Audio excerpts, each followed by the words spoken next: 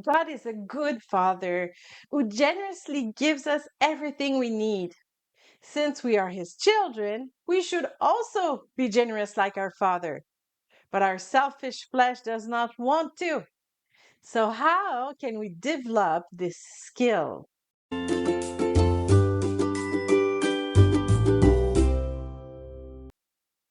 In the book of Exodus, chapter 35 and 36, we read how the craftsmen obtained the materials necessary to build a sanctuary. Their task was to produce a huge tent made out of fine fabrics, furniture made from very special wood and covered with gold, as well as priestly garments embroidered with precious stones. But let us remember where the Israelites came from. They had just left Egypt.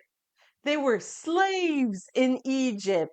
They were certainly not very rich. But God brought them out of their slavery by afflicting the Egyptian with unbearable plagues.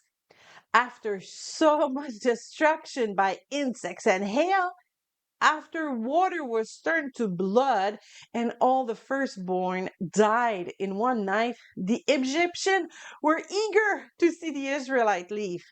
They practically drove them out of their land and gave them riches. Now the children of Israel had done according to the word of Moses, and they had asked from the Egyptians articles of silver, articles of gold, and clothing. And the Lord had given the people favor in the sight of the Egyptians, so that they granted them what they requested. Thus they plundered the Egyptians. Exodus 12:35 and 36. In short, everything the Israelites gave to the craftsmen for the construction of the sanctuary came from the Egyptians. It is much less difficult to give away what we have received as a gift.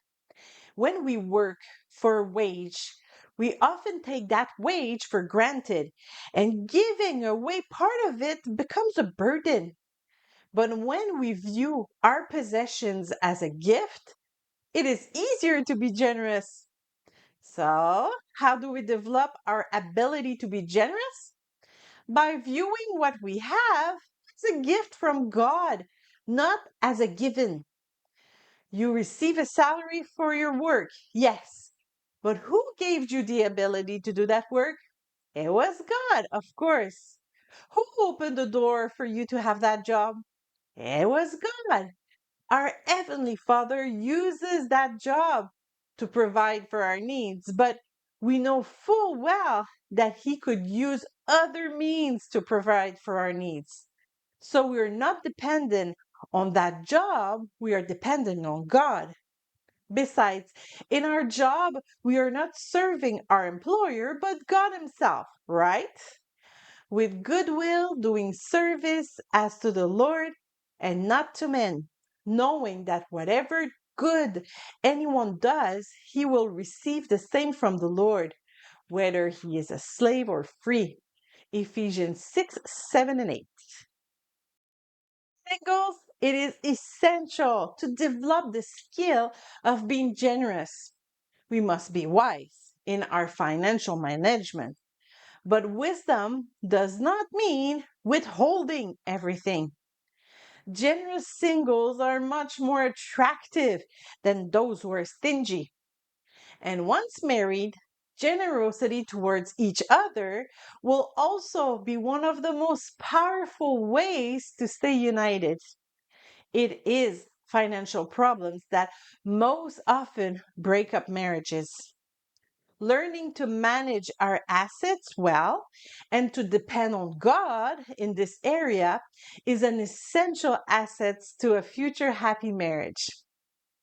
In fact, God asks us to consider everything we have as a gift from Him so that we will have no difficulty in giving it back to Him in due time.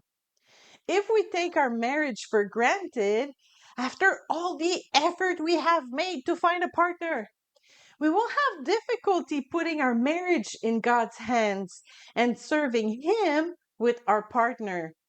The same goes for our children, for all our life's project, and of course for our ministry. If we believe that it is our efforts that have led us to be a good worship leader, for example, we will keep the glory for ourselves. But if we recognize that our talent comes from God, that it is God who has allowed us to practice so much, we will have no difficulty in giving Him the glory. So, how can we be generous? We do this by recognizing that everything we have comes from God.